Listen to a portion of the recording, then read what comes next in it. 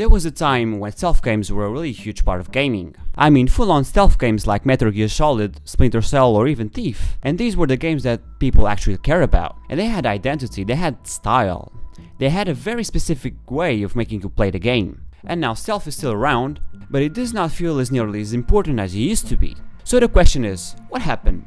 How did one of the gaming's most interesting genders slowly faded away out of the spotlight? And the thing about stealth is that it changed the way game asks you think. A lot of older games give you one simple message: see the enemy and fight them. But stealth said something different. It said maybe the smartest move is not to be seen at all, and that created a different kind of tension. You were not reacting to the enemies, you were studying the space itself, watching routes, listening to movement, and waiting for the right moment to move. But stealth games were never really about for hiding or just for the sake of it. They were about control.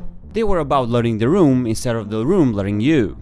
Or about turning a full place of armed enemies into something you could quietly outthink. And this is what made them work, not because they were stronger, but because you were sharper. Stealth games gave players a specific kind of satisfaction, not the loud kind, the quiet kind. The place where you stare at the halfway for a minute, wait for one guard to move, and then everything finally lines up and you slip through it without anyone noticing. And that moment matters because the game made you earn it.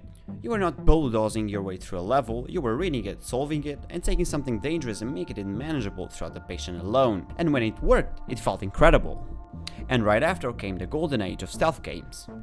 The game Thief showed us how atmospheric stealth could be.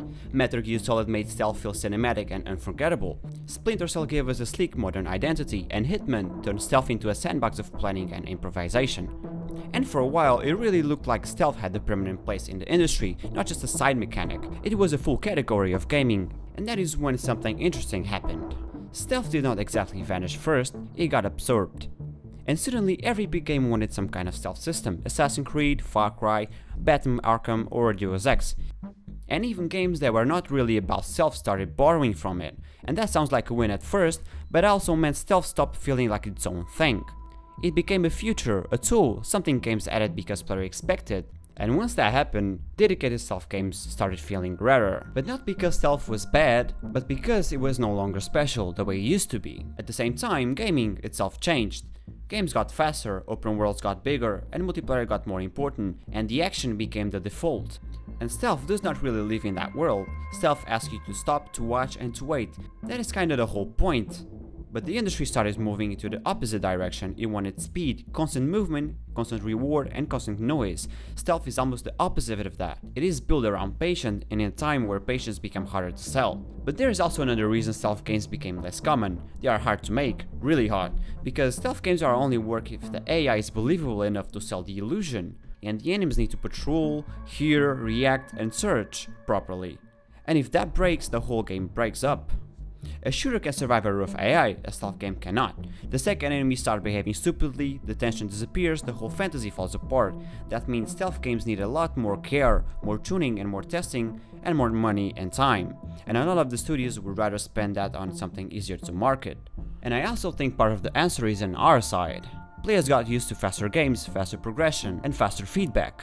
And stealth is really not built for that. Stealth is a kind of a style where if you rush, you get punished. Where a tiny mistake can ruin a perfect plan. Where being spotted doesn't mean just, oh well, I get caught, you just fuck the things up, and the whole level changes. But back in the day, that part was fun. You got caught, you adjust, and you kept going. But now players don't really want to sit in that kind of pressure for a long time. They want the clear version, the optimal version of all of this. And they really want something that works on the first try. And maybe that's one of the parts of why stealth feels less common now. Not just because developers moved away, but because players were willing to live less inside it. But these games are not dead though. Hitman still proves that there is absolutely an audience for it. They're still indie stealth games, so this type of game did not really disappear. It just stopped being one of the main things the industry was chasing. It became more of a special gender, and it's something people have to actively seek out of instead of something that is inside of the middle of everything. And so I don't think stealth games fell because they were bad. If anything, they were too demanding for the direction gaming started to take. Because stealth asks for observation and asks for patience. It asks you to slow down and think before you move. But the strange thing is, stealth never really left. They just don't live under the same name anymore. So maybe the real story is not that stealth games died. Maybe it's the fact that the whole gaming industry changed around it. And honestly, this is one of the things that makes the whole thing fascinating, because there is still nothing quite like stealth games. So sneaking through a level and going completely outmatched, and somehow make it through it anyway, and that feeling still works, maybe better than ever.